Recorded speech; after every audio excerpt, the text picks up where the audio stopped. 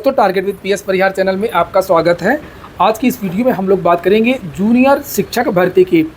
Court से कभी कभी ऐतिहासिक परिणाम आ जाते हैं और इसी से जो न्यायालय के प्रति विद्यार्थियों का, लोगों का, आम जनमानस का विश्वास भी बढ़ जाता है। ताज़ा उदाहरण है 69,000 शिक्षक भर्ती आरक्षण विवाद। अगर ये विद्यार्थी कोर्ट नहीं जाते तो हो सकता है कि इन विद्यार्थियों को न्याय नहीं मिलता और हमेशा से यही बोला जाता कि समयबद्ध तरीके से उत्तर प्रदेश में भर्तियां होती हैं और कोई भी व्यक्ति उत्तर प्रदेश की भर्तियों में उंगली नहीं उठा सकता है। लेकिन जो न्यायालय है उसने बता दिया कि उंगली भी उठेगी और पोल भी खुलेगी। और उसी क्रम में अब विद्यार्थी जो है वो संगठित हो रहे हैं और मांग कर रहे हैं जूनियर शिक्षक भर्ती की। आपको पता होगा, मैंने इसको लेकर के इसके पहले भी बहुत सारी वीडियोस बनाए हैं। जूनियर भर्ती को लेकर के विद्यार्थियों का ये कहना है कि जिस प्रकार से अन्य विभागों में नियमित भर्तियां आती हैं उसी तरीके से 6 to 8 की भी भर्तियां शिक्षकों की आएँ। और जो जूनियर विद्यालय हैं वो भी कई प्रकार के होते हैं, इसके लेकर के भी मैंने आपको पहले भी जानकारी दी थी।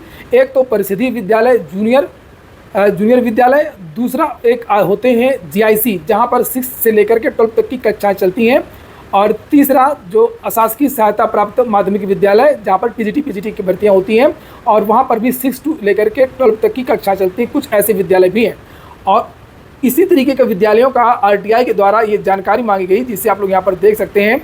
ये देख सकते हैं आप लोग, यहाँ पर लिखा है कि पूछा गया था मंडल के अधिकतर राजकीय व वित्त सहायता प्राप्त अशासकीय माध्यमिक जीआईसी के बारे में पूछा गया था। और जो अशासकीय सहायता प्राप्त विद्यालय होते हैं जैसे टीजीटी पीजीटी वाले, वहाँ पर पूछा गया कि 6 to 8 की कक्षा भी संचालित है। इन छात्रों को किस श्रेणी के अध्यापकों द्वारा शिक्षण कार्य किया जा रहा है? जवाब दिया गया था यहाँ पर कि अब पहले एक और क्वेश्चन देख लीजिए। इसी में पूछा गया क्या 6 से 8 तक की कक्षाओं में एलटी ग्रेड प्रशिक्षित स्नातक शिक्षकों से ही शिक्षण कार्य कराया जा रहा है? विद्यार्थी ये जानना चाह रहे थे कि 6 to 8 के लिए राइट टू एजुकेशन के तहत जो नियमावली बनाया है एनसीटीई ने कि टेट अनिवार्य किया गया है नौनिहालों को पढ़ाने के लिए। 1 to 5 के लिए प्राथमिक टीईटी और 6 to 8 के लिए उच्चतर वाला टीईटी।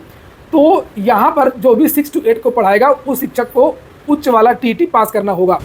और उसी क्रम में यहाँ पर देख सकते हैं संयुक्त शिक्षा निदेशक प्रथम मंडल मेरठ, इनकी तरफ से काफ़ी पहले ही ये जवाब दिया गया था कि जो दोनों प्रश्न मैंने अभी आपको दिखाए कि बिंदु संख्या 1 के संबंध में अवगत कराना है कि मंडल में संचालित राजकीय इंटर कॉलेजों में 6 से 8 तक एलटी प्रशिक्षित स्नातक शिक्षकों से शिक्षण कार्य कराया जा रहा है।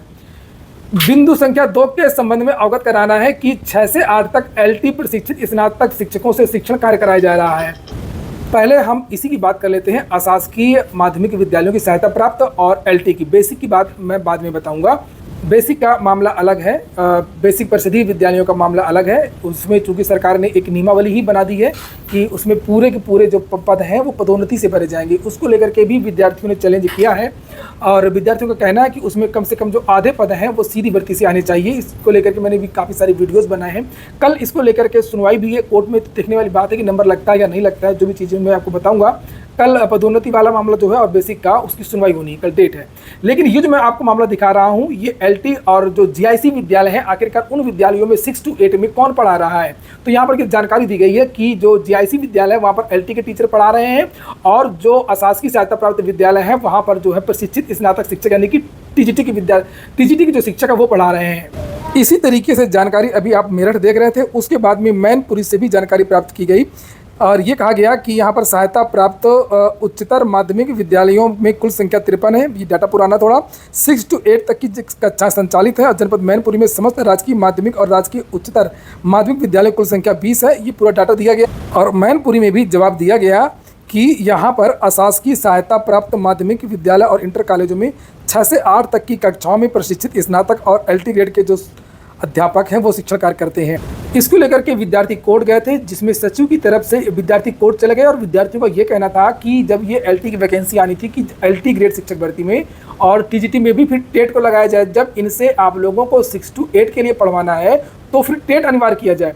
इसको लेकर के हाईकोर्ट में याचिका भी डाली जा चुकी है। आपको आश्चर्य होगा कि इसको लेकर के याचिका डाली जा चुकी है और ये उसका ऑर्डर है जिसमें सचिव की तरफ से ये बताया गया कि जो टीजीटी देखिए कितना विरोधाभास है। एक तरफ जानकारी मांगी जा रही है तो ये कहा जा रहा है कि 6 to 8 में ऑफिशियल जानकारी दी गई थी 6 to 8 में एलटी के जो टीचर है वो पढ़ा रहे हैं और टीजीटी के टीचर पढ़ा रहे हैं। वहीं पर जब ये मामला कोर्ट गया तो वहाँ पर बयान दिया जा रहा है, यहाँ पर लिखा post of trained graduate teacher यानी टीजीटी और एलटी के teacher are for class 9 to 10 and not for class 6 to 8 standard. His statement is recorded and accepted. ये स्टेटमेंट कोर्ट में रिकॉर्ड किया गया है। वहीं पर मैं आपको एक बात और बता दूं कि आपको आश्चर्य होगा कि किसी को पता ही नहीं है अभी तक सन 1978 से कि इन विद्यालयों में 6 to 8 की भर्ती होती कैसे है, कहाँ से होती है।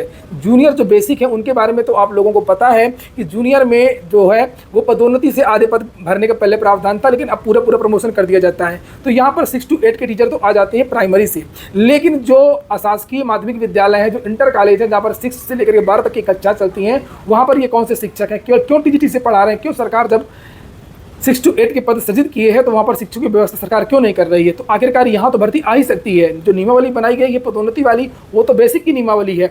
इसको लेकर के भी विद्यार्थियों ने 2018 में ही केस डाल दिया था और उसका भी मैटर चल रहा है, लेकिन सरकार की थोड़ा सा उदासीनता है, विद्यार्थियों की भी थोड़ा सा उदासीनता है।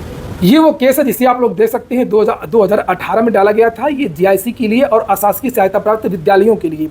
ये वो परिषदीय वाला मामला नहीं है, पदोन्नति रोकने वाला, जिसकी कल सुनवाई होनी है। ये 2018 का मामला है जिसमें ये कहा गया था कि जितने भी जीआईसी हैं वहाँ पर 6 से 8 तक की जो भर्ती होती है वो सीधी भर्ती का विज्ञापन निकले, एलटी वालों से न पढ़वाया जाए, और जो टीजीटी वाले जो विद्यालय हैं वहाँ पर भी सीधी भर्ती होनी चाहिए। और इस केस का भी नंबर आने वाला है इसी सप्ताह, उम्मीद है। और सुनिए, जो इस भर्ती की लड़ाई लड़ रहे हैं अखिलेश यादव, ये पूरी बात आपको बताएंगे। साथियों नमस्कार, मैं अखिलेश यादव उत्तर प्रदेश के उन तमाम बीएड भाई बहनों का हम तहे दिल से स्वागत, अभिनंदन और वंदन करते हैं।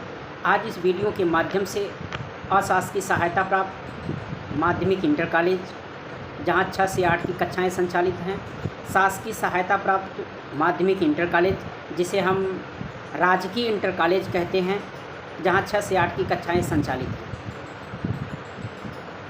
इसके संबंध में आज इस वीडियो के माध्यम से हम मैनपुरी की पूरी सूचना, चाहे वो अशासकीय माध्यमिक इंटर कॉलेज हो, चाहे राजकीय सहायता प्राप्त माध्यमिक इंटर कॉलेज हो, इन दोनों विद्यालयों पर अब हम जिला मैनपुरी में क्या स्थिति है उसकी चर्चा इस वीडियो के माध्यम से करेंगे।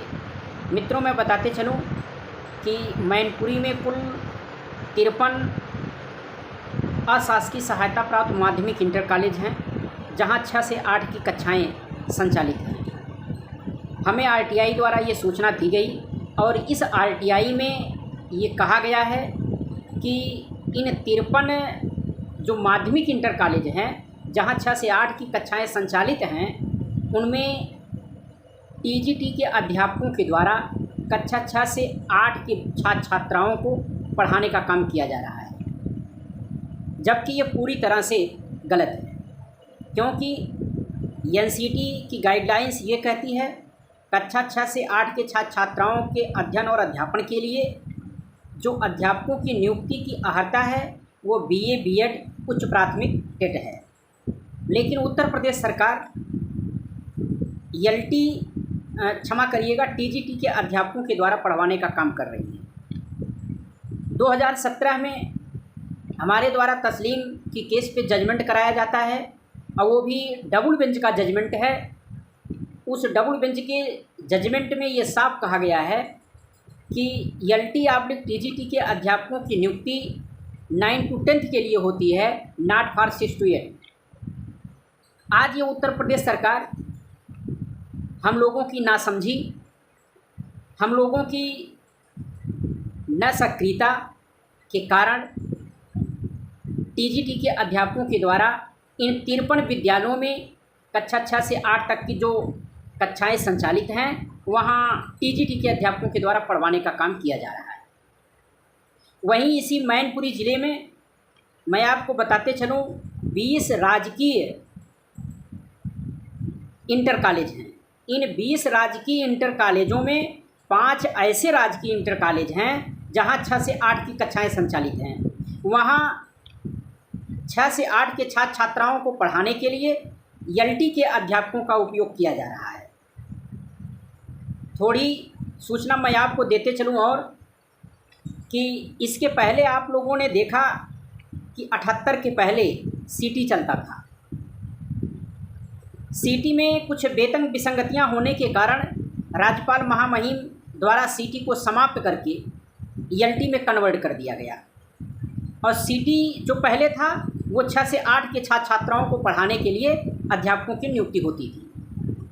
78 के बाद से अब तक चाहे शासकीय सहायता प्राप्त माध्यमिक इंटर कॉलेज हो जहाँ 6 से 8 की कक्षाएं संचालित हैं, चाहे अशासकीय सहायता प्राप्त माध्यमिक इंटर कॉलेज हो, इन कॉलेजों में कक्षा 6 से 8 के छात्र छात्राओं को पढ़ाने के लिए 78 के बाद से आज तक कोई नियुक्ति नहीं की गई है। मैं पुनः आप लोगों से निवेदन करूंगा कि आप लोग जूनियर भर्ती के लिए ईमानदारी के साथ कमर कस लीजिए। अगर आप हमारा साथ देंगे, मैं पूरे दावे के साथ कह रहा हूं कि आप देखिएगा कि पूरे उत्तर प्रदेश में जिस तरह से झारखंड में, बिहार में, उत्तराखंड में, हरियाणा में, राजस्थान में 6 से 8 के छात्र छात्राओं को पढ़ाने के लिए अलग से नियुक्ति की जाती है, उसी तरह से आपके यूपी में भी 6 से 8 के छात्र छात्राओं को पढ़ाने के लिए अलग से नियुक्ति सरकार को करनी पड़ेगी, क्योंकि इनको 12 नवंबर 2014 के द्वारा जो निर्धारित न्यूनतम अर्हता है 6 से 8 के छात्र छात्राओं को पढ़ाने के लिए, उसको इनको पालन करना पड़ेगा। इसके लिए हम सभी भाई बहनों को लड़ना पड़ेगा। इन्हीं शब्दों के साथ मैं आप लोगों से पुनः निवेदन करता हूं कि आप लोग हमारा साथ दीजिए, सहयोग करिए। मित्रों, ये देखा आप लोगों ने, तो थोड़ा सा आप लोग जागरूक रहें और अच्छी तरीके से लड़ाई करें। कोर्ट से भी न्याय मिलता है, बहुत सारी चीज़ें निकल करके आई हैं। बात केवल 69,000 आरक्षण का मामला नहीं है, शिक्षा मित्रों वाला भी मामला इसी तरीके से था और बहुत सारी चीज़ें हुई हैं। ये हो गया आज का वीडियो आपको अच्छा लगा हो, पे काम का हो तो लाइक अवश्य कर दें। आप लोग अगर कुछ कहना चाहते हैं तो कमेंट बॉक्स में कह सकते हैं। पूरा वीडियो सुनने के लिए बहुत बहुत धन्यवाद।